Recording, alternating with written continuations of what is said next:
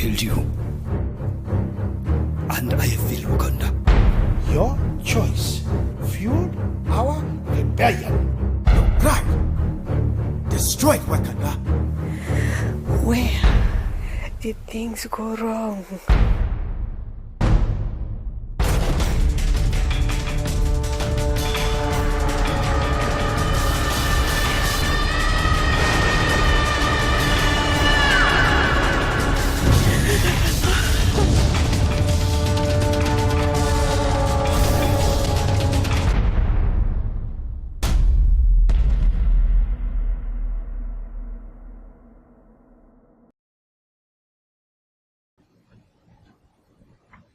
Gentlemen, the time has come once again to discuss things.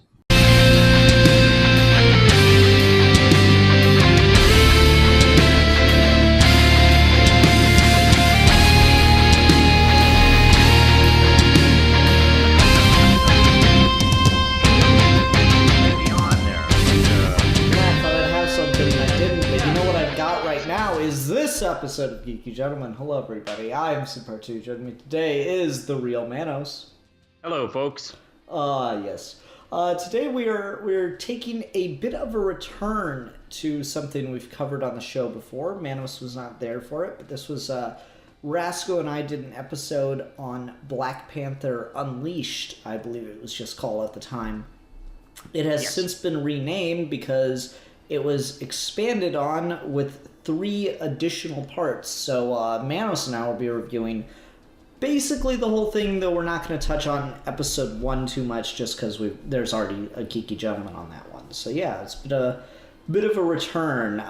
It was funny when the newer parts were being posted, the creators are like, hey, we'd love for you to review this too. And I'm like, yeah, I'm going to wait till they're all posted. And then I forgot. So sorry about that, folks. But anyway, Manos, what did you think of Black Panther Unleashed Storms of Carnage, parts 1 through 4? I thought it was pretty good. I have some complications here and there, as I feel like I have to say every week, for God's sakes. But overall, I really like the pace. I can definitely tell that D.A. Jackson, I think it is. I mean, wow. I mean, I really love the dedication of going all in on this. He starred, directed, wrote, and edited this series, and you can tell there's just gobs of energy all over this movie, and as well as pacing. The acting is mostly good for the entire cast. This is a pretty sizable cast, or at least it looks like. If not, I mean, to be fair, there are a lot of guys wearing masks and bandanas and stuff, so maybe it's just reusing a bunch of the same actors. But it works. That's what you do. That would be the smart thing to do, especially when you get to the Hive scenes, which the Hive costumes they look a little bad. It's not Hive, it's AIM. AIM, excuse me. I love AIM. That was just too cool a move to make, I thought. I always call them Hive for some reason. That's right, because they look like beekeepers. Oh yeah, okay. So isn't Hive DC? Yeah, Hive is DC. Okay. What I mean, come on. I mean, how much different are they really? But I like the AIM costumes a lot, even though they look a little baggy at some points. But they probably would be in real life. I mean, I thought they looked right out of the comics. I was pretty happy with that. I was very happy when I first saw them. Yeah, AIM's such a weird little organization because it's all the mad scientists who aren't good enough to do anything on their own. They're all kind of teamed up is kind of the idea behind AIM, and I always thought that was pretty funny. It's always been a great idea. Hey, instead of building a monster in your mom's basement, come on, join us. We'll help you. Pretty much. Yeah. Anyway, I'm sorry, you were saying. So I enjoyed this for the most part. I think there are times where I got a little lost in the story. And we can talk about that at length, but Yeah, I like this for the most part. The pacing's great. Uh, I particularly, it's funny that we're not talking much about the first episode because I think my favorite is the first episode. Although I do like the last one, episode 4, quite a bit. That's a close second. Yeah, for me, I really, really do like this. It's got a lot of great action. It's 82 minutes, give or take, so it's practically feature length, which is just really cool that they're able to pull that off. Yeah. I noticed there were, like, on the channel, we didn't watch these, but there were, like, news broadcasts, things like that to like, set up the world and everything. And I wish I would have thought to watch them, or I wish they would have been maybe edited into some of the episodes somehow or another. But it's still really cool how it all kind of comes together and builds this, like, very epic comic book. Like, this feels like, your pretty typical Black Panther comic book plot of someone's trying to attack T'Challa by attacking Wakanda. The idea that there's been some kind of civil war started in Wakanda is, like, really scary, and it's freaking, like, that opening to episode 2, where it's got, like, Wakanda is known for all its resources, and now for genocide as they've embarked on a civil war. I'm like, wait, what? It's a big bomb to drop, and usually I'm not the kind of person that likes that. I like Wakanda to be a very, very modernized nation, but not only technologically but socially. But I felt that it helps that it's in the background, and it helps to really frame why T'Challa is as brutal as he is in this series. Because T'Challa's, like, had moments in the comics where he goes, where, like, the X-Men confirm and go, oh, what, you're gonna make yourself judge, jury, and executioner? He's like, I'm the head of a state. Yes. Like, he's one of the few heroes who has the legal authority to kill someone. And so, like, he's never, like, been against killing in the comics, but it's not something he really revels in. And in this series, he seems almost happy as he kills some of these guys, particularly in that first episode. Something else that really impresses me is I know the time difference between these series. The first episode's July 28th, 2014. The second episode is August 15th, 2015. So you've got quite a difference in time, and this series doesn't finish until February 1st of 2018. So you've got quite a span of time for these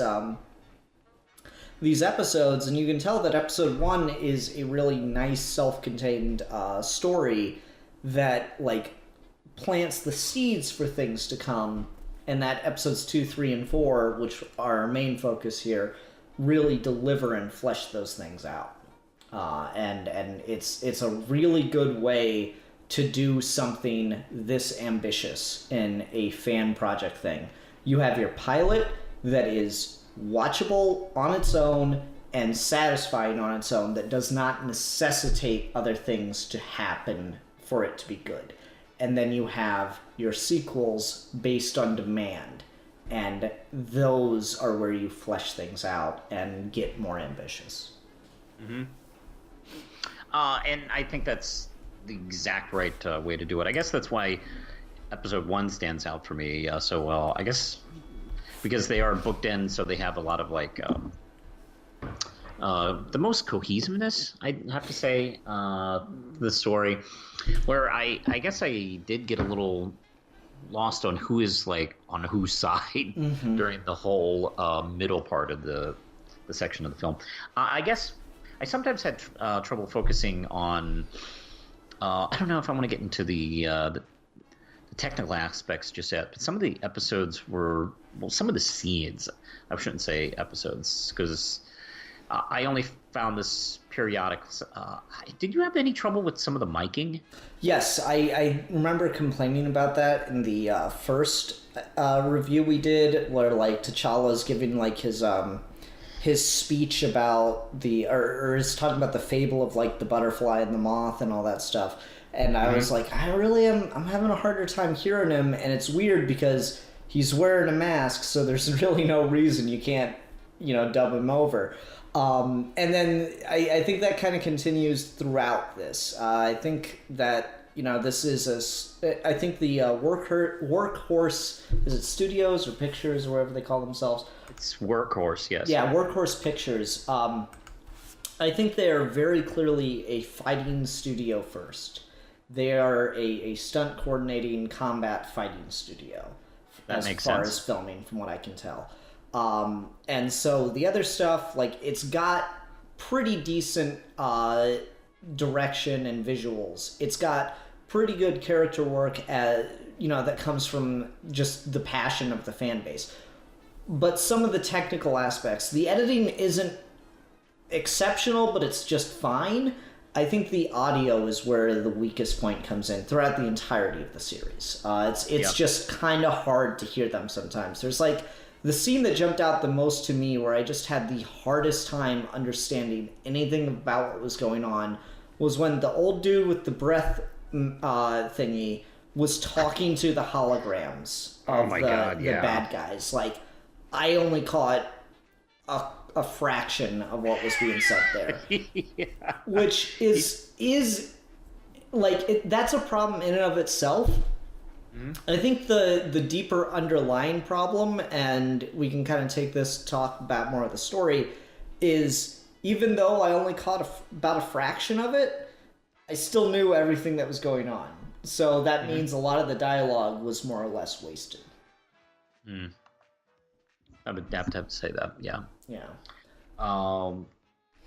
Let's see. Where do you want to go with it? This is a weird feeling.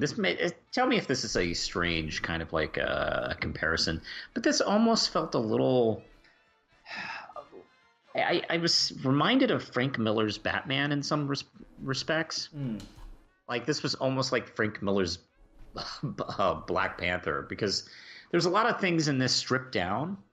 Obviously for necessity, because this is a fan film with a few $100,000 to few $1,000 budget versus like $1 billion production. So they use that to their advantage, and he even encounters like superpower characters that don't seem to measure up to what he's doing, even though he's just beating people up. And I don't know, that gave it a nice kind of visceral kind of feel throughout the whole film. Yeah, I really feel the title is apt. Black Panther Unleashed: Storms of Carnage. It really does feel incredibly intense, and the story justification that two Wakandans have kind of gone rogue and set the nation into a civil war, and T'Challa's just done with it, I think is a really, really cool idea. Yeah, it's caused him to act in almost kind of desperate ways, pushing himself and pushing his moral boundaries. Yeah, definitely. I will say the only problem I necessarily have with that is the flashback we get to explain the motivation of our Wakandan villains shows that T'Challa was already kind of unhinged a little bit to begin with. Are you talking about the boardroom scene? Yeah, the boardroom scene. Yeah, that boardroom scene. Let's talk about that. That, I'd have to say, out of the entire 4-part series, is probably the scene that lost me the most. Because I feel like T'Challa... Now, granted, I'm not the biggest Black Panther fan of all. I'm actually... in the last year, I've been kind of getting more into the character, so I don't know everything. But boy, that felt out of character. Oh yeah, I definitely agree. That is just... T'Challa's usually so much more measured until you push him to the edge. Correct. And so that kind of reaction of... Like, I guess I go back to, like, the Hudlin run, where his cousin... has probably besides his little sister Shuri, his cousin has the most direct claim on the throne should T'Challa die or something, right? And so he sends his cousin off to be the Wakandan ambassador to the UN, and his uncle goes, "It's actually really smart. And so like T'Challa's so much classier in the comics about how he deals with political rivals. And so like I don't mind his assessment that his ambassador here is reaching too far or striving too far and kind of like forgetting his place as an ambassador, as an advisor. He's like kind of taking things beyond, and he clearly overstepped his bounds. But the way he reacts to it is just so... It is just really out of character for the T'Challa I know. And again, that's not necessarily a problem, because I feel T'Challa is, to one extent or another, out of character throughout the entire film. It's a problem there because then at that point, it doesn't feel that he's been provoked to this degree. You know? Agreed. And this is before all this really starts going. And he's already acting to a 10 in viciousness, in cruelty. We don't really see that other side of T'Challa that, I don't know. It's just, I saw that right after I read the most recent, I was rereading a Avengers issue. And he is handling, there's a scene, between this Russian character challenging him. And he handles it, so much classier and so much more intelligently than he does in this. And, I guess that's why I was thinking about, Frank Miller's Batman, especially the later years where, we're getting into all-star Batman. This really does feel like Frank Miller's all-star Black Panther. Oh, God. What I know. Are you dense? Are you retarded or something? I'm the goddamn Black Panther. Yeah, you're gonna eat rats. That's what you're gonna do. He seemed to that level of angry. I mean, it's the only part in... I don't know. I guess it's the only part in the series that really just kind of took me out of the whole thing. And yeah, I think D.A. Jackson's a pretty good actor, and he does this unhinged T'Challa really well. But I'll get to that. Yeah. It might just be that he doesn't really have the range for, a more gentle or a more calm and collected T'Challa. He might just not know how to portray that character, because I don't really see him do anything other than 10 degrees of pissed off throughout the entire film. I would, I don't know. I'm not sure if I totally agree with that. I think he is capable of that. I just don't think he thought of doing that in this scene, because, like, the whole series has a tone that he is, trying to maintain and keep up. And sometimes I see people do this. It's like, you keep that entire tone throughout the entire thing. Otherwise, you feel like you're risking losing the pace. And this whole series does have like a very fast pace to it. From scene to scene, right to the, opening and closing credits. So maybe he felt, if he had changed like the tone of the character, then he would change the tone of, the series. So that's just my assessment. I feel like that was a creative decision that I don't particularly think was the right one in that case. Yeah, I'd say that boardroom scene is probably the weakest moment of the series for me, which is weird because it like kind of intercuts in my favorite moment of the series. Which is? The scenes with Bast in the spiritual realm. I fucking love that shit in the comics. Anytime Bast shows up, the Panther God shows up in the comics, I am there for it. I'm reading through the current Killmonger series, and he just randomly has these dialogues with Bast, and it's just, it's fantastic. And, like, the scenes in the movies in the spiritual realm are fantastic. The scenes in the comics from, like, the Hudlin run where, like, it's Aurora and T'Challa getting married, and he takes her before the Panther God, and he's like, okay, worst case scenario, he disapproves of the marriage and eats your soul. And, and so he like takes her before the Panther God, and the Panther just like gets real close to her, sniffs her, licks her, and then they come out of the spiritual realm and they're married, and it's like the weirdest shit ever. I love that shit, and they do it so well here. It's so trippy and weird. The purples and the like, it feels like there's a black light on the whole scene, and then T'Challa has to fight like the dark version of himself and come to that very, you know, Star Wars, the cave, mystical realization. Like, it's so the shit I love, and I don't see that really anywhere else in Marvel. Black Panther just does it so well, and so it's just really, really cool to see that. And, like, even though I love that they kept finding ways to bring the two Wakandans that were killed in in episode 1, in the beginning of the fan film. They keep finding ways to bring them back through flashbacks and whatnot that feels so genuine. And so they're there in the spiritual realm, sitting there advising him. And I'm just like, oh God, it's so cool. It's so perfect. I love that shit. Absolutely wonderful. And that's another good example of someone on a tight budget using it to the full degree and really... You know, it's not always a big budget. It's not always, you know, necessary. Sometimes you can overdo things. And just, you know, if you just precisely use imagery and, you know, show the audience enough, you can get away with a lot. And boy, they do that here. Bast is just in the background, completely out of focus. All you see are the eyes and, like, the way they... And that voice, it drives a lot of that. Yeah. I mean, I like the fact that they use subtitles. It's really solid. Yeah, I thought that was really, really cool. And then there were other, like, just plot stuff that I loved, like having Doctor Doom show up as, like, the one who's been orchestrating the whole thing the whole time. I thought that was really, really cool. Though there were decisions made throughout the series, and, like, the Doctor Doom one became kind of the most prevalent example to me of, like, I kind of go back in my head to, like, the old Kung Fu films, like the old Bruce Lee movies and stuff, where, like, they're like,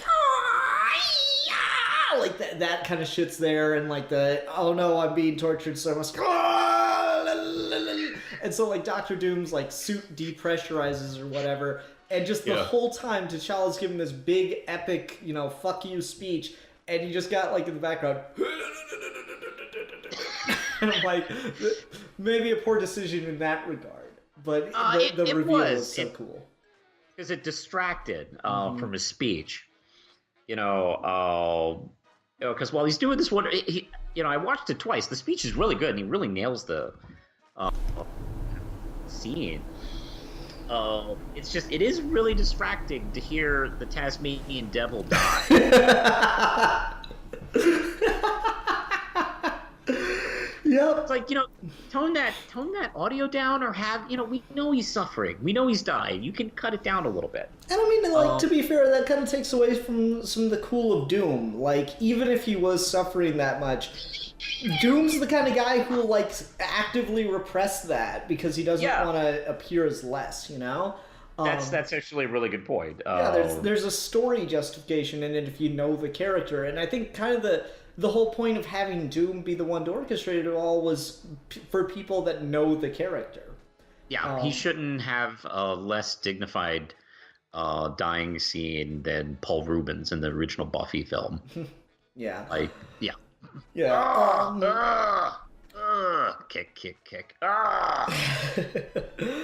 I think that just kind of goes back to the audio issue, which is kind of just, it's here throughout, and I'm trying to think of, like, exactly how to describe it, but I guess I go back to, like, if you look at someone who's really inexperienced and they try to make, like, an audio drama, and they're really inexperienced at editing, you'll notice they'll put a lot of sounds in that technically, yes, that would be a sound that you would hear if you were there in the room. It's not something you need to hear.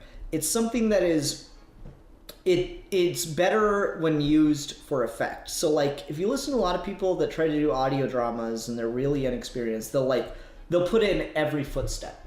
Even when it's not necessary, even when it adds nothing, they'll just put it in because, the characters are walking right now, so they need to be footsteps. No, you can do it at the beginning or if it's something important, but you don't need it, so don't distract with it.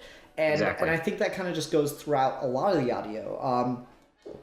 If you're doing a really dialogue-heavy scene and you don't have the equipment to get good on-the-scene dialogue, yeah, you should consider doing a bunch of takes and doing ADR.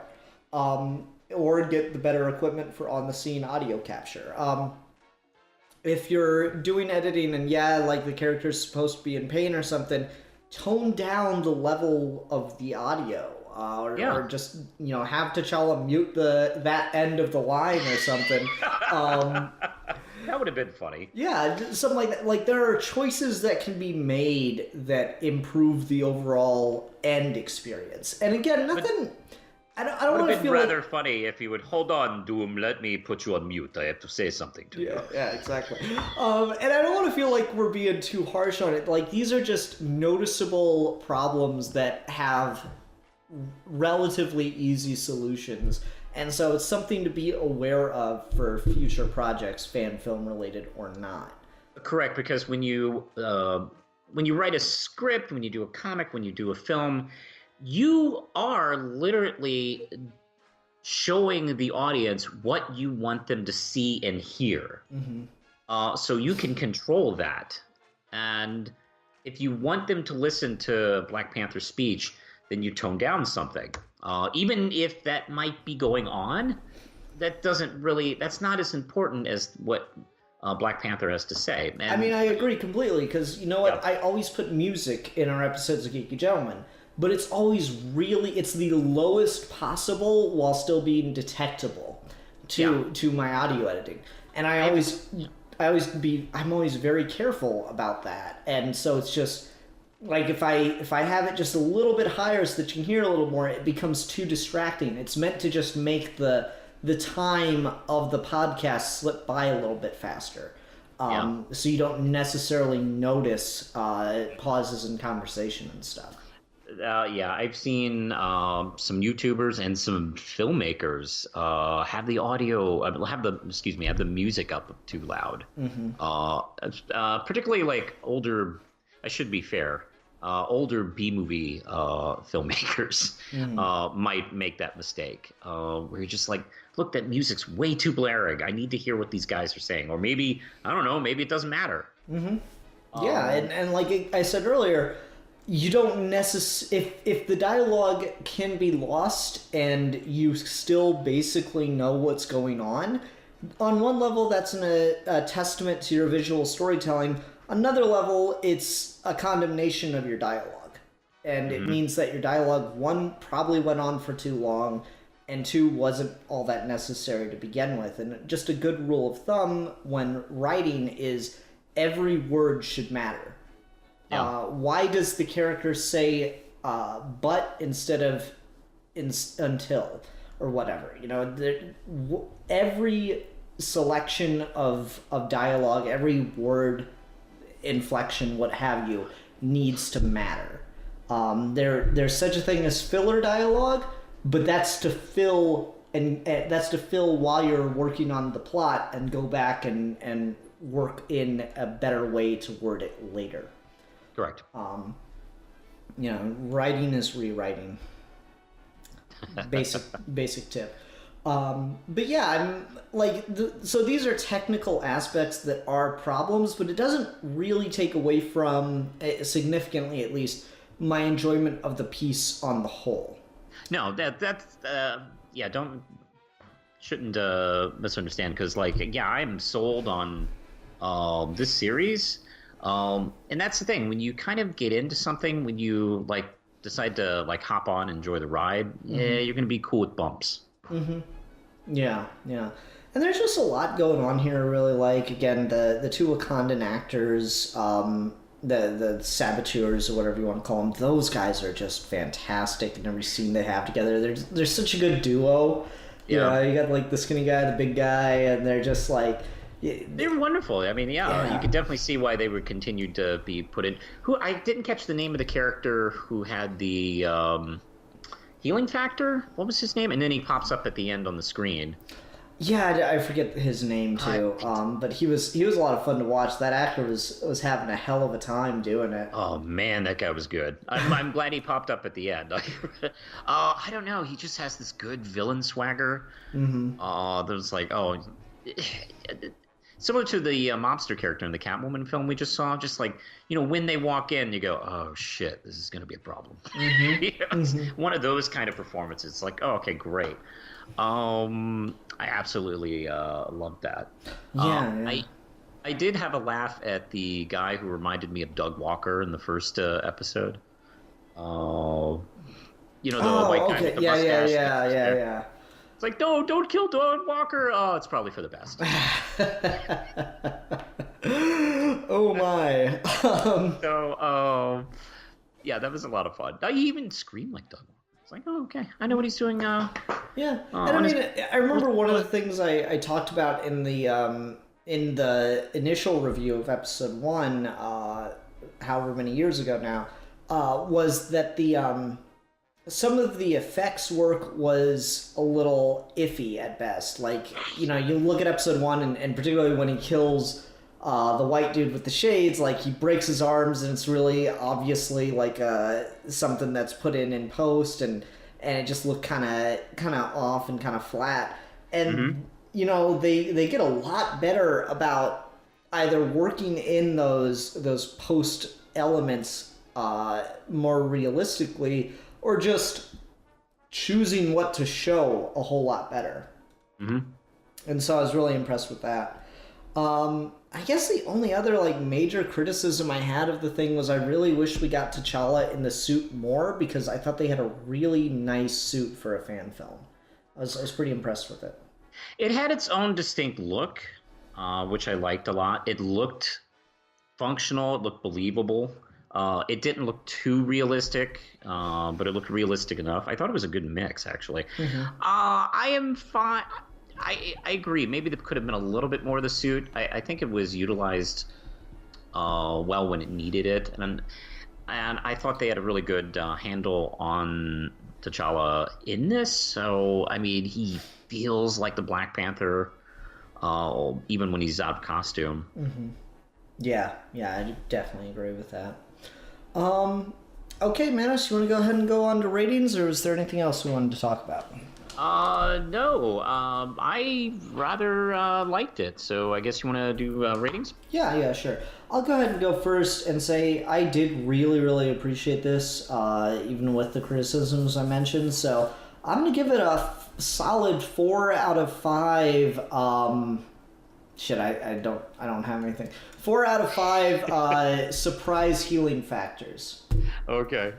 I would also agree. Outside of minor technical bumps and maybe a couple of story decisions that I'm not sure worked out quite well, I thought it was a solid watch, and you can definitely tell so much work and effort went into it. I really did enjoy it. So I would also give it 4 out of 5 bad storm wigs. Alrighty. Manos, what will we be talking about next time? Next time, we are going back to the world of video games and video game fan films. I, as a constant player who never stops all the time, I'm a big fan of this stuff. So I want to. I'm just kidding. I don't think I've played a game since Street Fighter 2. Let's see. There is a one I just discovered the other day that I thought I'd give a look to see. It's called Down Under of course I screwed it up. Dawn Under Heaven, a Halo fan film. Oh, interesting. Okay. That should be fun. Everyone, thank you very much for watching. Until next time, I'm the Philosopher. And I'm the Realist. And we are your Geeky Gentlemen. And we will be discussing things. Manos, you should start your own Manos Plays Video Games series.